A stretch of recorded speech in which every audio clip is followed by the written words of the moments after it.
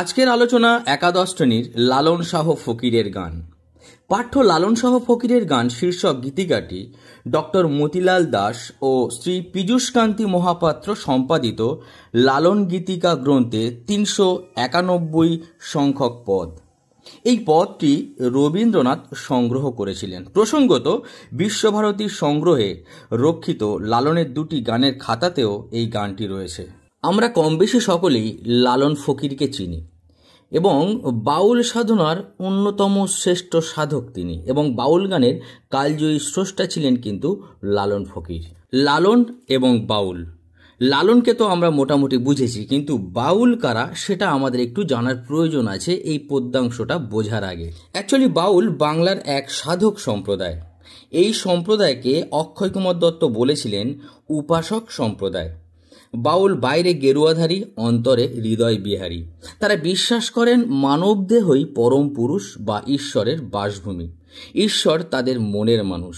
জীবাত্মা ও পরমাত্মার এই সংযোগকে উপলব্ধি করতে হয় সাধনার মধ্য দিয়ে।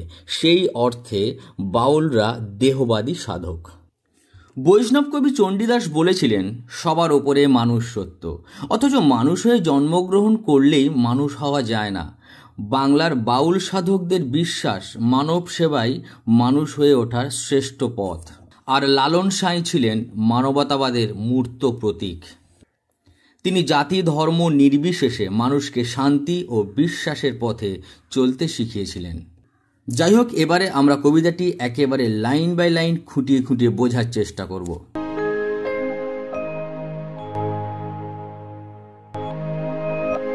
আমরা কবিতাটি পড়ব। মানুষ ভজলে সোনার মানুষ হবি, মানুষ ছেড়ে খ্যাপারে তুই মূল হারাবি। দ্বিদলের মৃণালে সোনার মানুষ উজ্জ্বলে, মানুষ গুরুর কৃপা হলে জানতে পাবি। মানুষ ভজলে সোনার মানুষ হবি, অর্থাৎ মানুষ ভজনা করলে, মানুষকে শ্রদ্ধা করলে, মানুষকে ভালোবাসলে তবেই সোনার মানুষ হওয়া যায়। অ্যাকচুয়ালি ব্যাপারটা হচ্ছে ঈশ্বরের অবস্থানই মানুষের মাঝেই। তাই মানুষের বাইরে অন্যত্র ঈশ্বরের অনুসন্ধান এটা বাতুলতা মাত্র। মানুষের মধ্যেই শক্তি ভক্তি, মানুষ থেকে মনুষ্য। তাই বলছেন যে মানুষকে যদি ভজনা করা যায় তাহলেই সোনার মানুষ হওয়া যায়। তারপরে মানুষ ছেড়ে খ্যাপারে তুই মূল হারাবি, অর্থাৎ যদি তুমি মানুষকে উপেক্ষা করো, যদি মানুষের সঙ্গচ্যুত হও, তাহলে তুমি মনুষ্যত্ব হারিয়ে ফেলছো। তাই মানুষকে ছেড়ে দিলে বা উপেক্ষা করলে মানুষ তার মনুষ্যত্ব হারিয়ে ফেলে। অর্থাৎ লালন ফকিরের মতে মানুষের সঙ্গ ছেড়ে বিভাগী হয়ে তীর্থে তীর্থে ঘুরে বেড়ালেই সাধনা সিদ্ধ হয় না, ভালোবাসার নীড় রচিত হয় না, বরং মনুষ্য সঙ্গভ্রষ্ট মানুষের মূল ছিন্ন হয়ে পড়ে, অর্থাৎ মনুষ্যত্বের বিলুপ্ত ঘটে।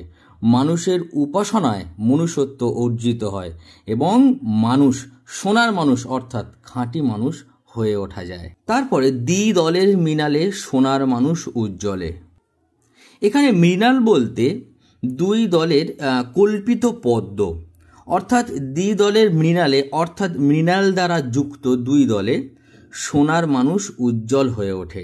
মানবদেহের বিভিন্ন দেহস্থানে রয়েছে 7টি চক্র, তার মধ্য দিয়েই মনের মানুষের যাতায়াত।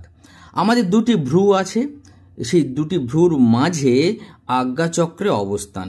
এটি একটি কল্পিত পদ্ম যার 2টি দল, যা আমাদের চেতনাকে জাগ্রত করে।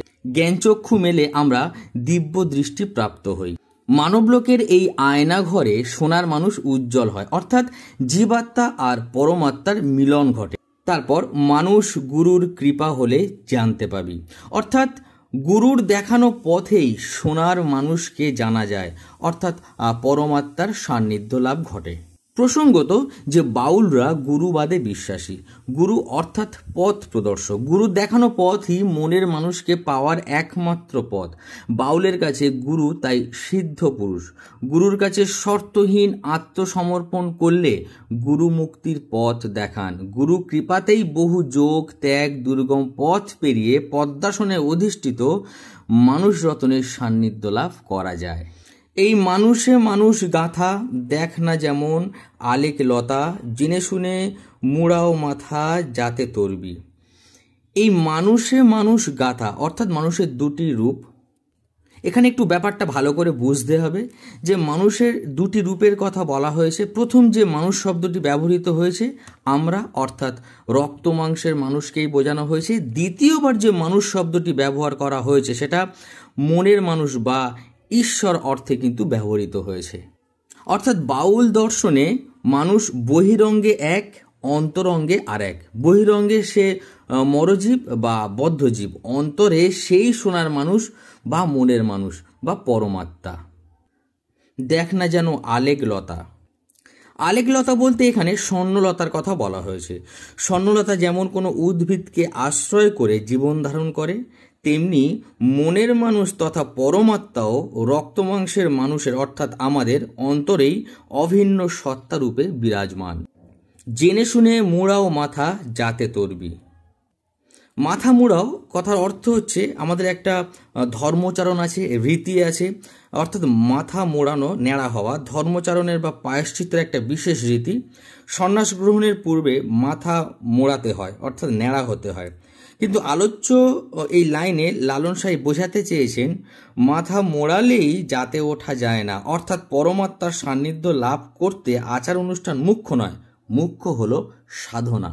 মানুষ ছাড়া মন আমার পড়বে তুই শূন্যকার।